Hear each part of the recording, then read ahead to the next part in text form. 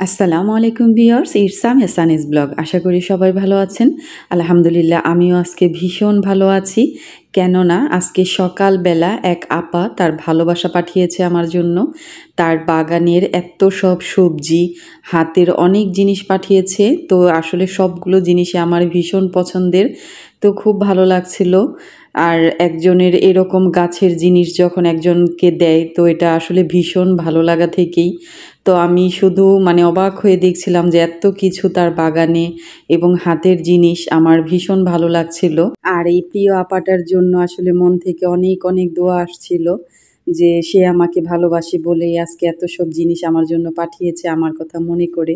তো আসলে এই ভালো লাগার জায়গাটা বলে শেষ করা যাবে না। তো এত সব কিছু গুছিয়ে এরপর আমি চলে গেলাম আমার খামারে। আর এই ছোট্ট খামারটি আসলে আমার ভীষণ প্রিয়। তো সকালবেলা যাওয়ার আরেকটা উদ্দেশ্য হলো আমার অনেকগুলো হাঁস ডিম পাড়া শুরু করেছে ইতিমধ্যে। তো সকালবেলা গেলেই কিছু কিছু ডিম নিয়ে আসি, তো ভীষণ ভালো লাগে। আর নিজের হাতের জিনিস, নিজের খামারের জিনিস এত কষ্ট পরিশ্রম করার পর যখন একটা ফল পাই আসলে অনেক অনেক ভালো লাগে, শেষ করা যাবে না বলে। তো এরপর আমার হাজবেন্ড বাজার করে এনেছে, তো সেগুলোই গুছিয়ে নিচ্ছি। আসলে মেয়ে মানুষের কাজ একটার পর একটা কাজ লেগেই থাকে, অবসর নেই বললেই চলে।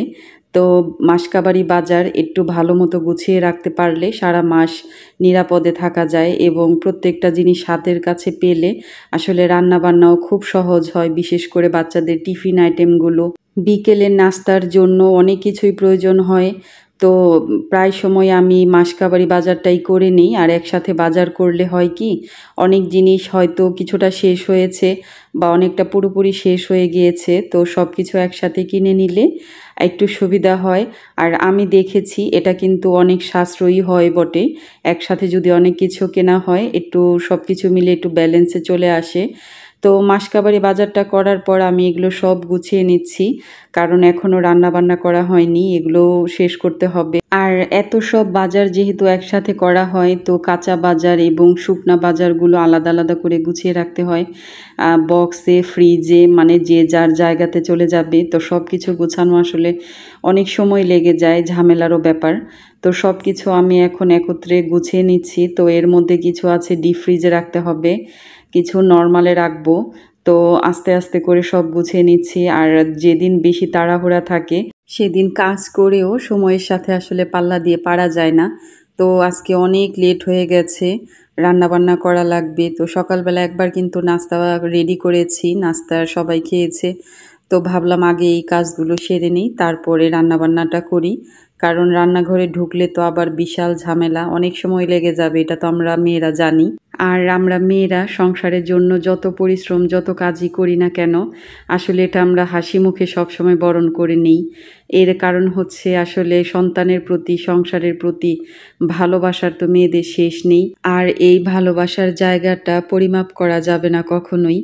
আমরা মেয়েরা যে যার সংসারে যত বেশি পরিশ্রম করি, আমার মনে হয় তার কাছে তার সংসারটা তত বেশি প্রিয়, ভালোবাসার, ভালো লাগার একটা জায়গা।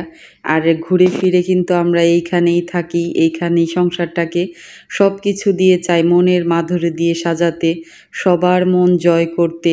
আসলে এরই নাম সংসার। সারাদিন পরিশ্রম কষ্ট করার পরেও আমাদের এই জায়গাটা কিন্তু ছেড়ে যেতে ইচ্ছে করে না।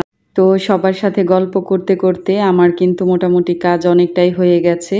এখন এগুলো যার যার প্যাকেটে চলে যাবে। তো এরপরে আমি রান্নাঘরের কাজটা শেষ করে নিই।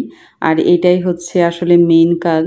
তো প্রথমেই আমি একটু শুকনা মরিচ ভেজে নিলাম, আর এর মধ্যে আমি কিছুটা টাকি মাছ ভাজবো। আসলে টাকি মাছের ভর্তা বানাবো। আর এটা আমার বাসায় ভীষণ পছন্দ করে। বাচ্চারা তেমন খেতে না পারলেও আমি এবং আমার হাজবেন্ড এটা অনেক বেশি পছন্দ করি। তো মাঝে মাঝে তার পছন্দের জিনিসগুলো রান্না করার চেষ্টা করি।